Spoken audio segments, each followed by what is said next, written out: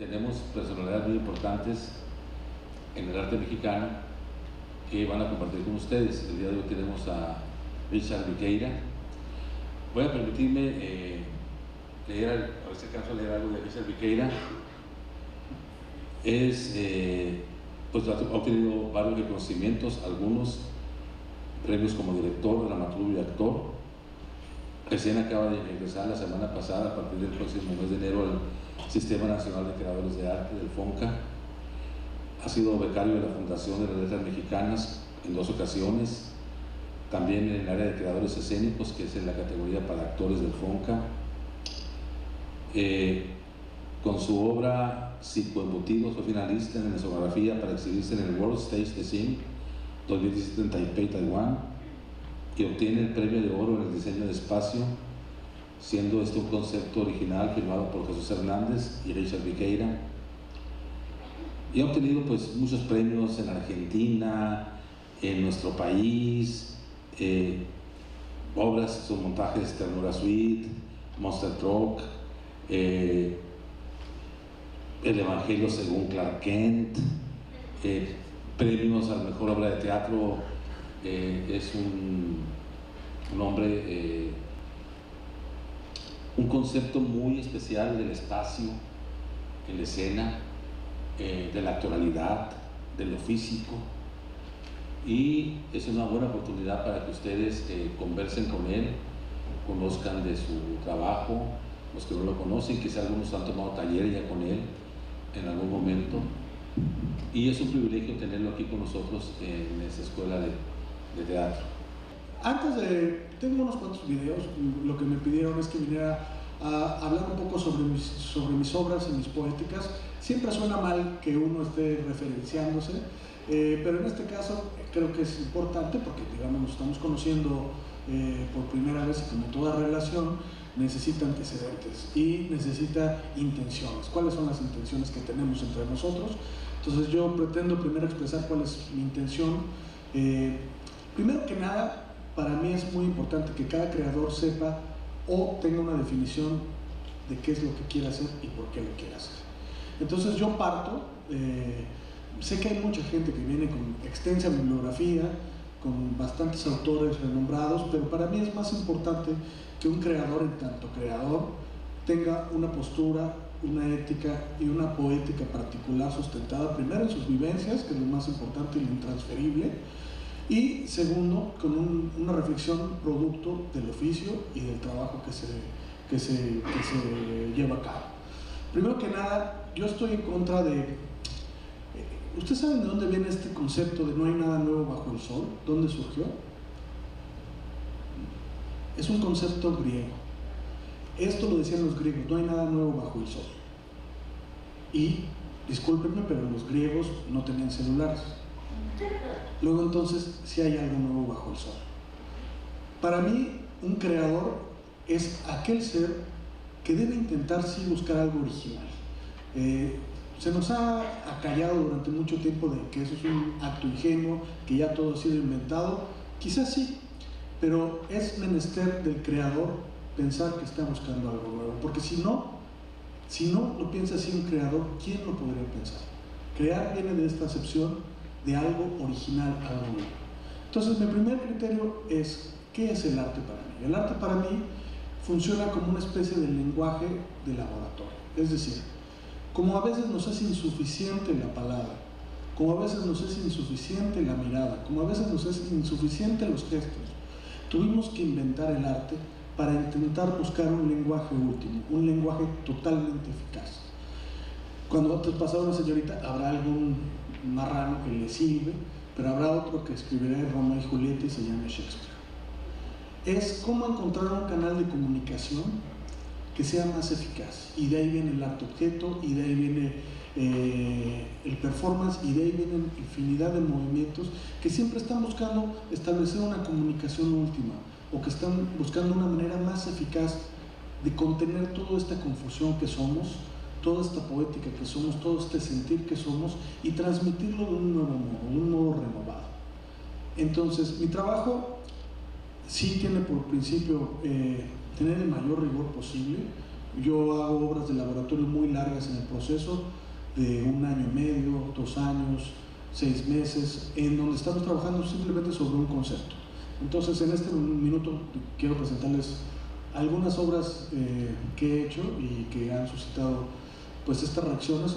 Ahora hablaba el maestro Kut de una obra que se llama Ternura Suite que hice hace unos 5 años, que despertó polémica porque en ella los actores eran realmente penetrados en vivo, ¿no? Había una mujer a la cual le metían un foco en la vagina y a un actor al cual le metían un taladro en el ano.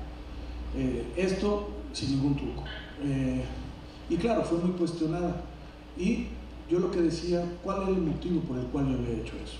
Primero, era una obra que trataba sobre la violación, sobre un hombre que se mete a una casa, intenta violar a una mujer, ella revierte la situación y lo termina violando a él. ¿Cómo se hace esta obra? Es la pregunta. Desde mi punto de vista, nos hemos acostumbrado a que las manifestaciones del crimen son manifestaciones estéticas, se han convertido en algo estético. Entonces, ¿cuáles son los parámetros técnicos que se ocupan en una escena violenta, generalmente en el teatro o en el cine? En que las cosas están en penumbras, en que son sombras, en que estamos muy lejos de la acción visualmente. Entonces yo quise subvertir todo eso.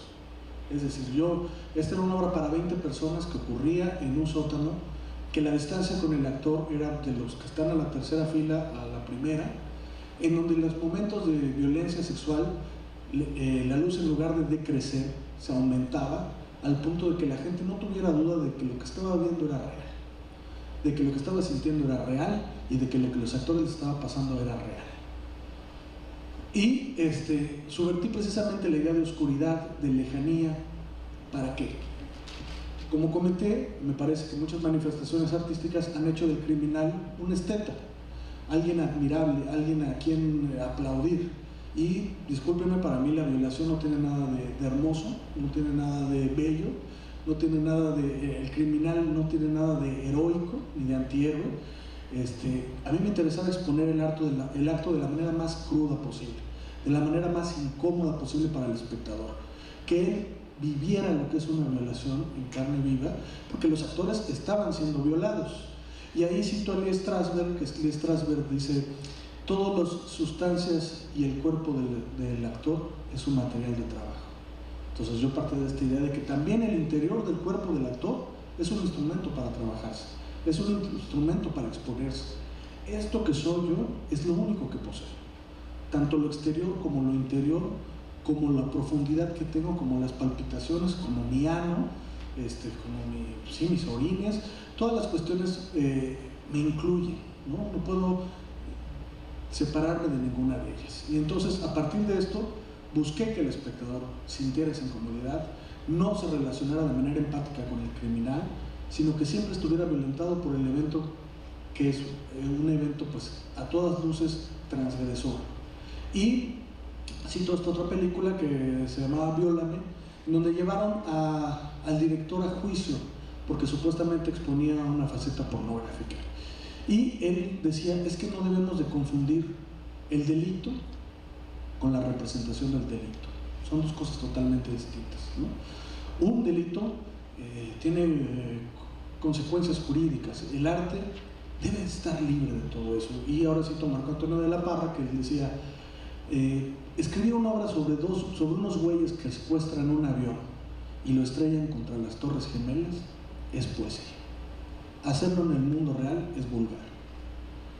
Si hay un evento que sublima el pensamiento en el arte, en donde todo puede ser permisible, en donde en realidad es ahí donde se discute nuestra moral, donde realmente se pone a prueba nuestros prejuicios, donde realmente se pone a prueba nuestros miedos, y que es tan distinto del mundo ordinario. Entonces, bueno, ahora les voy a presentar un fragmento de una obra que se llama Bozal. Si me puedes poner un video, por favor. Y referíamos un epígrafe de un astronauta ruso que decía: yo no sé si soy el primer hombre en volar al espacio o el último perro en volar al espacio. Venía de una larga tradición de animales lanzados al espacio exterior que morían sacrificados, y él era el primer hombre que tenía la valentía de subirse a una nave que en ese tiempo todo fallaba, todo explotaba, para lanzarse a la luna con un objetivo. Entonces la idea de Bozal es como este instrumento coercitivo que restringe nuestra etapa más salvaje, ¿no? Bozal es una obra de ciencia ficción que Viqueira escribió hace una década, pensada en un formato de un teatro en gravedad cero. Yo creo que se juntaron las dos cosas. Primero, algo tan complicado técnicamente, ¿no?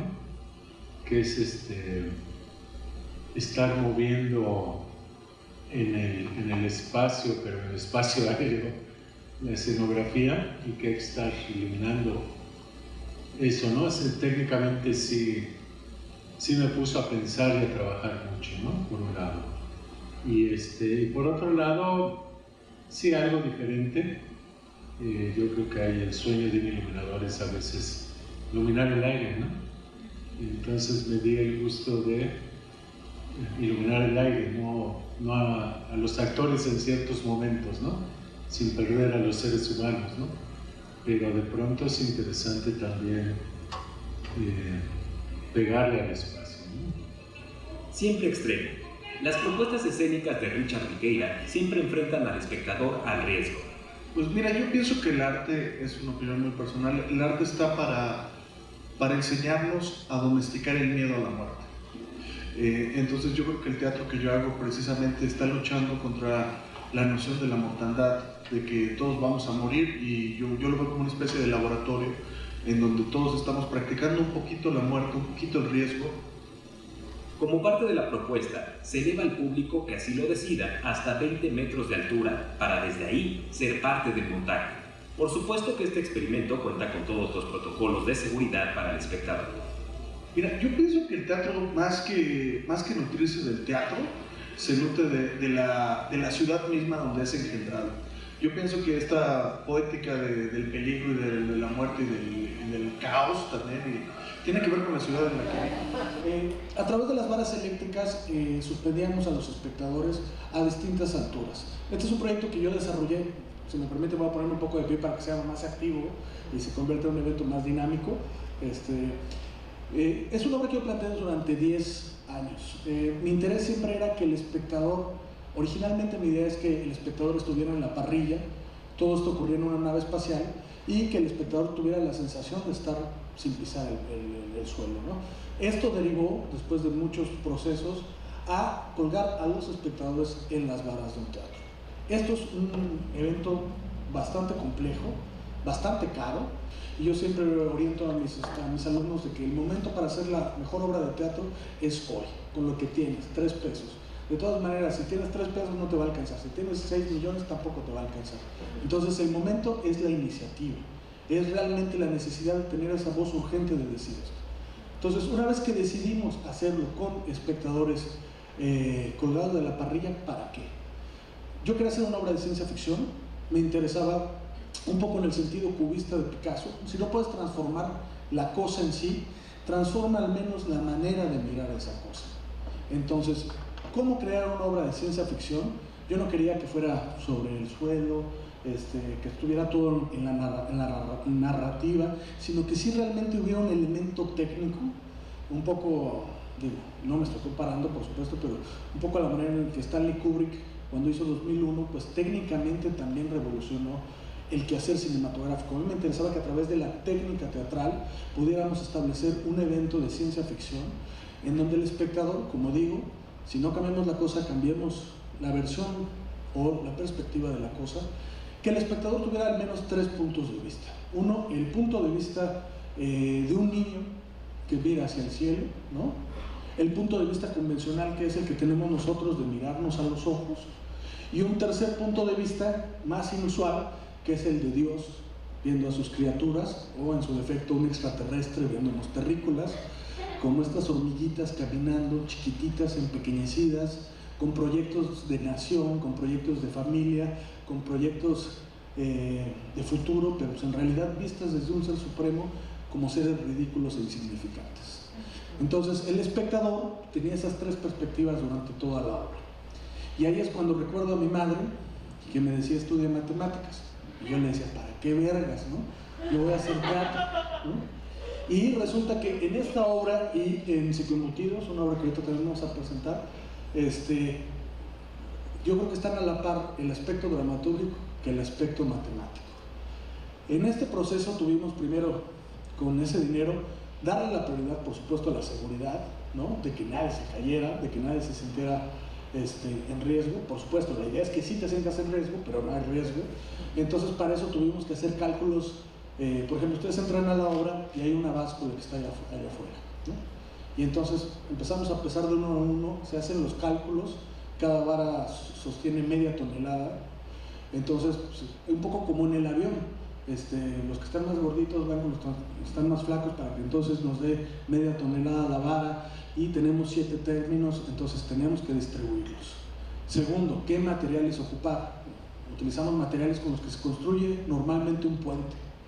Eso no es frecuente en el teatro, ¿no? En el teatro trabajamos con elementos mucho más nobles que todos provienen de la náutica, ¿no? De la idea de amarrar las velas, los nudos son los mismos. El teatro es una especie de barco que nos permite atravesar un navío en donde descubrimos una tierra ignota, ¿no?